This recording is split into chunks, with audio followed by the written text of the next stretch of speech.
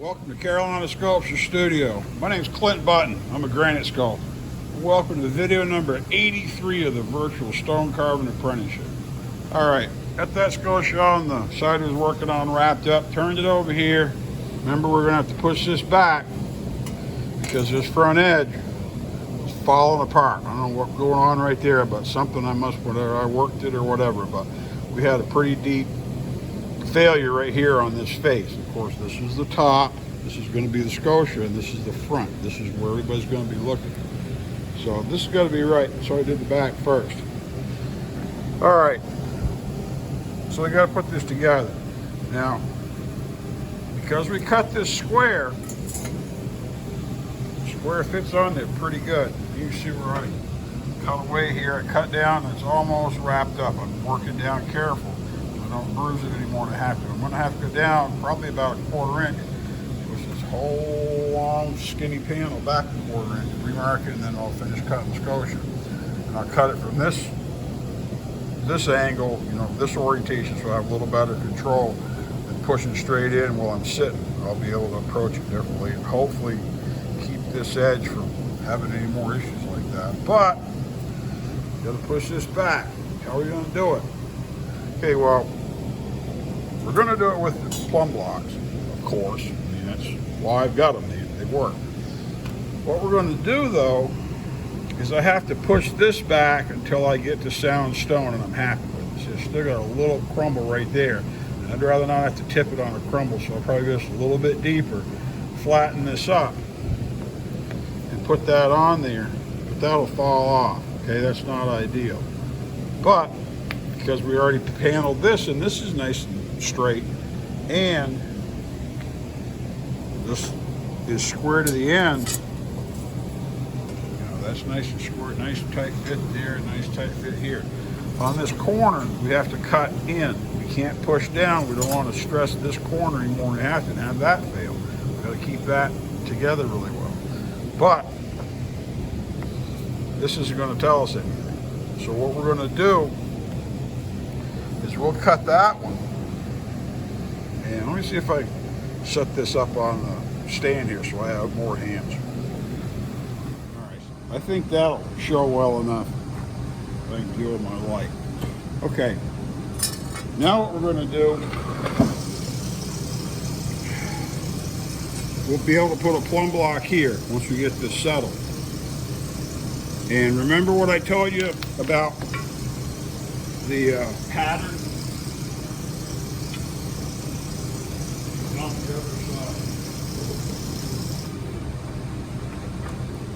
Pattern on the other side, remember I told you I was up a little bit, we're going to have to cut it, then it'll drop.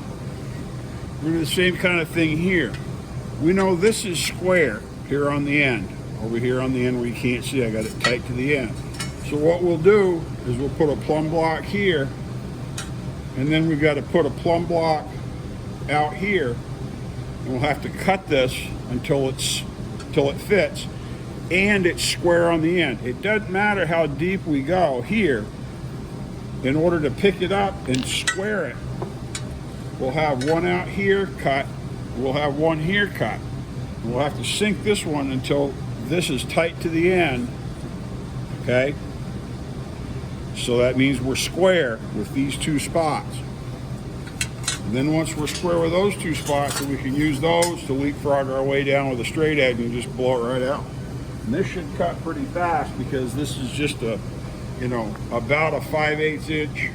We got about an inch out here, which is nice because we're past it. We'll have to remark this red line.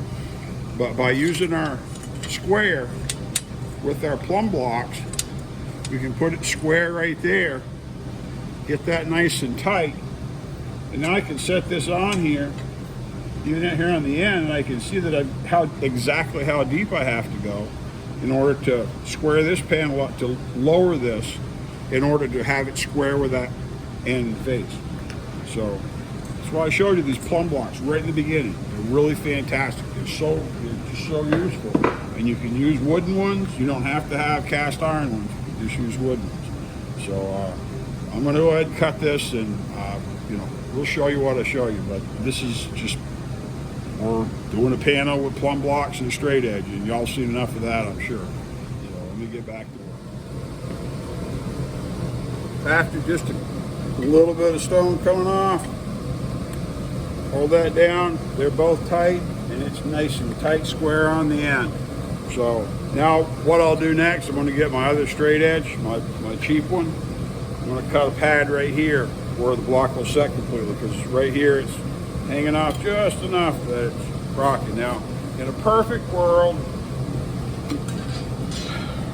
when you're setting things up, and you may use, some people will use a level to actually do this panel, to make sure that the panel's level. The panel's level as long as I cut it level, you know, cut it flat. I suppose is a better word, but a lot of times you'll take a reference like the joint or the face, the top or whatever, and you put a carpenter square on, carpenter level on there, and make sure that it's just right.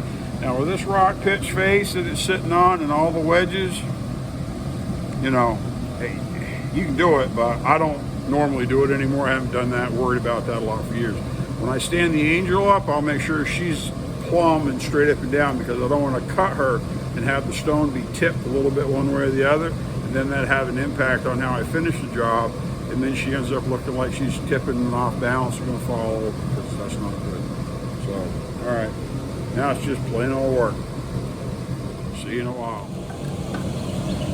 Okay, let's give it a shot. I'm going to cut this corner in, show you what I do. I'm going to use a brand new straight square, big, wide, and regular chisel, and I got a new sharp round chisel.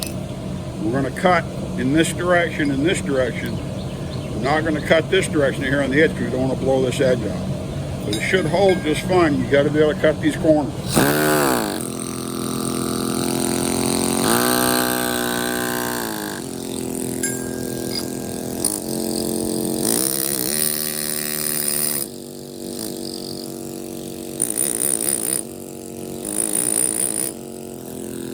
Bevel it down to the approximate height and then cut it off.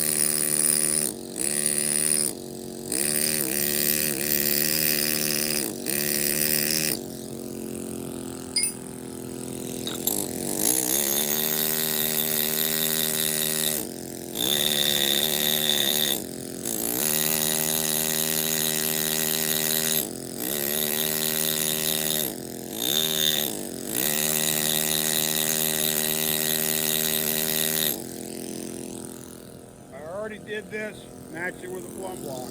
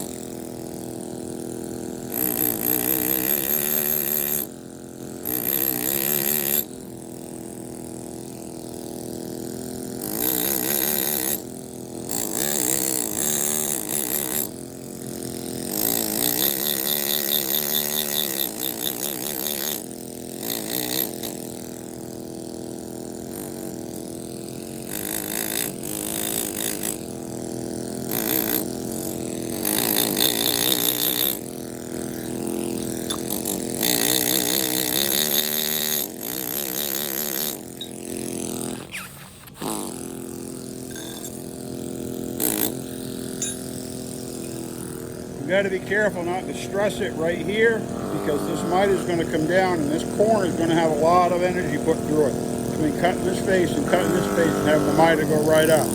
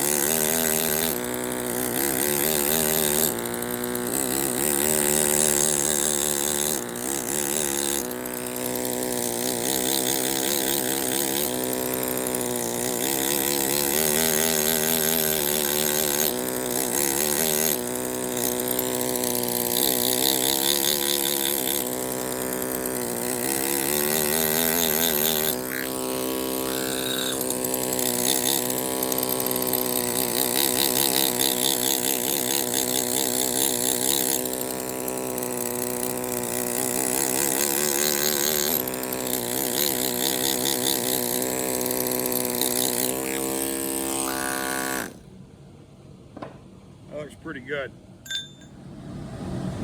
While I'm putting this video together, I want to go back over something that I just showed, that just did, whatever. I want you to really pay attention to it. This is something that I think is a real issue for a lot of people that are using these tools. I want you to look. I'll try to edit this back over. This work that I was doing, especially up around this corner and these edges, this is really critical work. I really got to have fantastic, perfect, excellent control over my tools. Now, I'm not white knuckling them, okay? I'm not grabbing them hard. If you watch, see if we put this back in, when I'm doing this, I've barely got any grip on this tool. It's just riding against my finger most of the time. And I don't have a death grip on the hand machine either. I do all my effort. You hear it go brr, brr, brr, and that's me pushing against the tool to actually cut a little more. So many people are so hung up that these tools are going to shake their hands to death and ruin their hands, and they will hurt you. Don't get me wrong, my hands are buggered, but I doubt many people watching these videos are ever going to put on the thousands and thousands of hours that I've got running these tools. You're probably not. When you start using those anti-vibration gloves with all that thick padding and stuff between, and you're holding these tools tight because now you think you're protected against that vibration, when you're really not. It's really not going to give you a better result carving, because you've got far less control of your tool. Way better to have a well broken in machine. You have a super sharp tool. Run your air down and go slow. You don't have to hold this super tight. All of the stuff that I'm doing leads into the stone that's coming, because this angel is going to be a big serious project, and you've got to be able to control your tools to do the nice work. And I don't, you know, there's videos of people saying they don't know what this part of this, how to do this with a tool or the hand machine, and what this is for, why it's configured that way. Okay, I'm telling you why it's configured a certain way and what to do and how to hold it. And I'm doing it for a reason. This works, okay? This helps me produce a perfect edge on a piece of stone that I've been having issues with. When I was working with it turned the other way, it's harder to maintain pressure so that you cut exactly one way, And because I was putting it in and I wasn't getting in quite far, it was imparting a little bit of stress into this face, and that's what caused these couple of crumbles that I didn't like. So I'm fixing it. But I don't have a death grip on my tools. Don't squeeze your tools, don't do it. If you start squeezing your tools, you're going to carve for a long day or two, and your fingers are going to be all fuzzy numb. You're not going to be able to feel anything. Okay? That's a posture issue. That means you're doing it wrong. It isn't the tools, it's you. Okay? Relax, don't squeeze the tools, let them do the work, keep them sharp and hold them right. You'll be a lot happier. Okay, back to carving.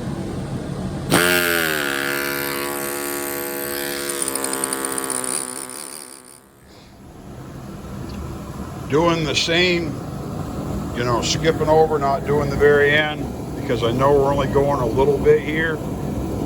Makes it really fast. Just do it, and it's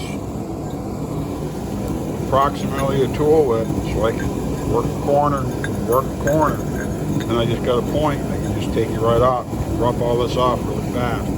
Open it up with a ripper, push it out with a chisel carefully, work it down with a 2-blade, and get this edge almost done. That's the same thing as before. I can do less measuring here. I can check the depth carefully here and here, and here, and I got 1, 2, 3, 4 interior pieces that I can just tip off really fast. Work smart, not just hard. As you're doing this work, and this is another reason why I wanted to show you the plumb blocks first.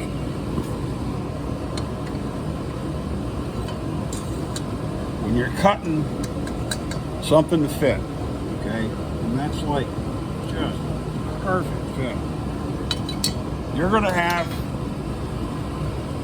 to learn to stop thinking and do what you're supposed to do, because this is training for doing the compasses when you're shooting points.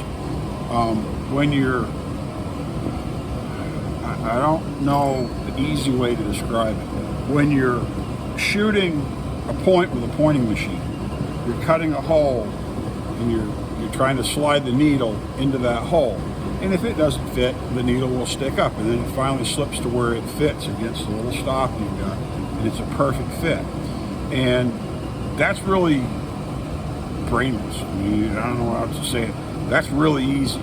All you have to do is do it accurately, and as long as you set your stop right and you've got the same foundation points, that's why I said right in the beginning, you can buy a pointing machine. Projects hadn't turned out the way the first thing we do is a pointing machine. I would have liked to, but that's not the way it workflow. You could buy a pointing machine and point a model and copy something exactly, whether you make the model or whether you get something off the shelf or whatever.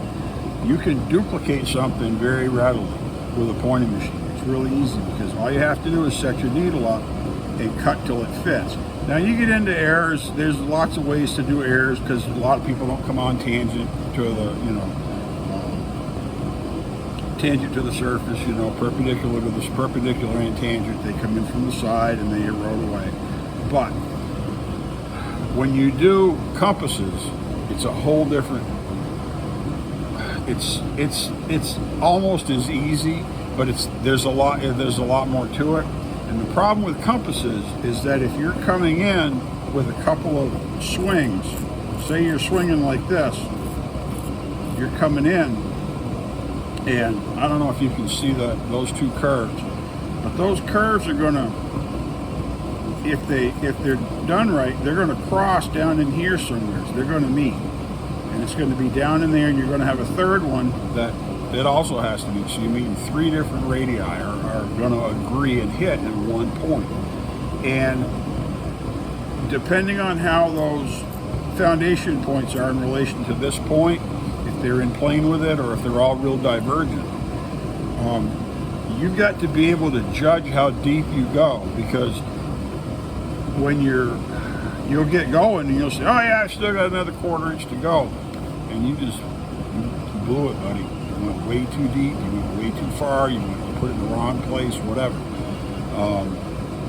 You've got to be able to keep track of what you're doing. And learning how to do something as basic as measuring your depth plumb blocks really helps, because sometimes you'll cut a point, you'll cut a pad, like we're cutting this pad right here, and it seems like you're really deep compared to where else you've been. And you've got to recognize that before you're deep and say, wait a minute, that doesn't make any sense. You got to slow down and stop and know how to double check everything and make sure. Now this point, I thought about it after I cut it. I should have stopped and bored you with the details. But this point, this pad, it seemed like I cut it to where it should be, and I was still up by like 1/8 of an inch. There's still a lot of daylight underneath this square. And you get tired, you'll be fatigued, you'll be distracted thinking about what you're going to do this weekend, or who you're going to do it with, or what you're waiting on off the computer that's showing up on the Amazon Prime, whatever. I don't know.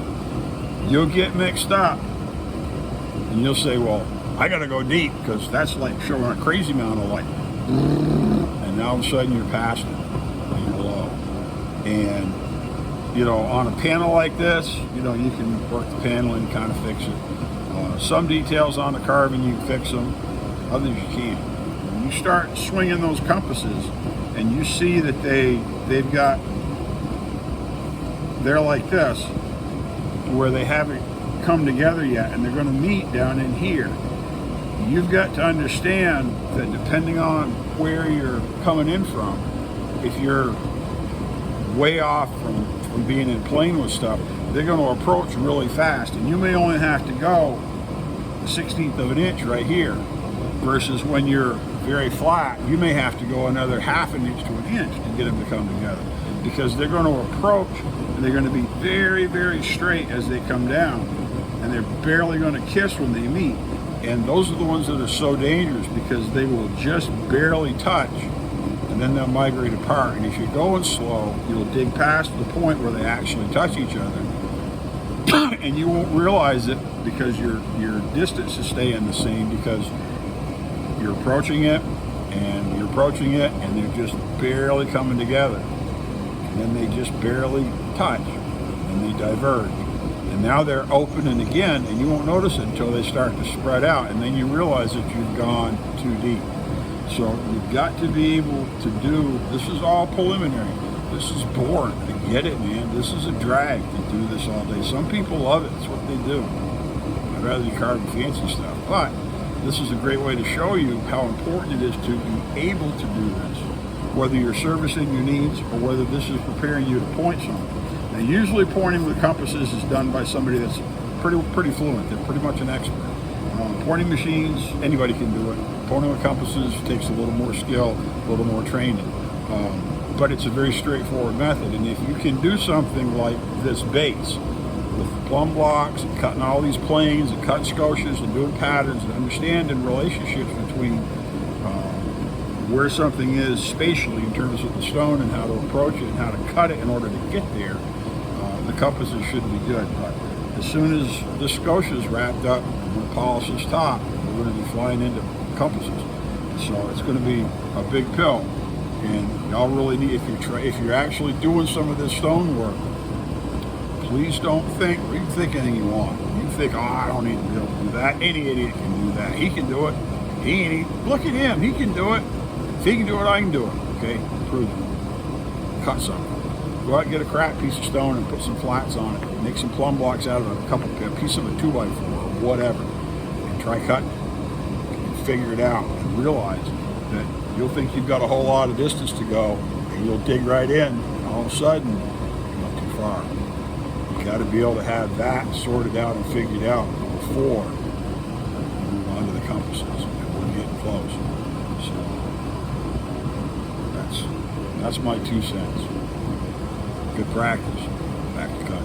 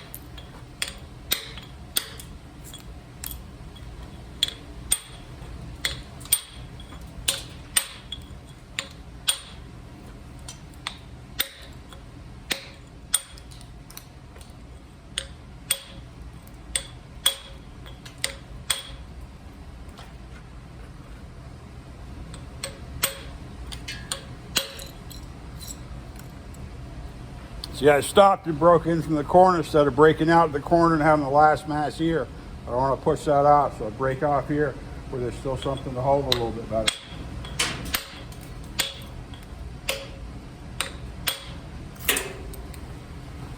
There we go. All right.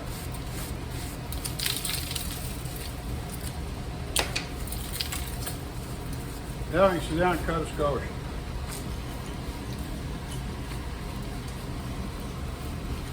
That's just all the same. So I think probably what we're going to do is I'll wrap this video up. We're into 20 minutes somewhere, but we'll get this done. And we'll just call it quit. And we'll put more on the next video. So. This held together really well. This made a good job. Now, something that you'll notice when you're cutting this, a sharp chipper.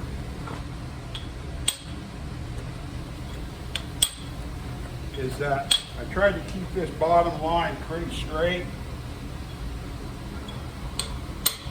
But it looked kind of wonky. And a lot of that's because this top edge was all crooked. So check it with your straight edge, get pretty close. And then, because to sight it, it looks way better than it did before. It looked like I had it all crooked. And now I can put a red line down here, and we'll cut this scotia in, and it'll be great. So, like I said, this you've got to be good at this. You've got to be able to do this and do it accurately so that you can do the pointing when it comes to doing the compasses and everything. It's so easy to go too deep when you're shooting points with compasses. So it's nothing like doing it with a pointing machine. That's you know, as long as you got it in the foundation points, you're great. You've got to have a lot more judgment with the pull with the compasses. So practice on stuff like this, get good at it, and then you can dive right into it. So one more step down. All right, my name's Clint Button. I'm a granite sculptor here at Carolina Sculpture Studio with a virtual stone carving apprenticeship. Thanks for coming in.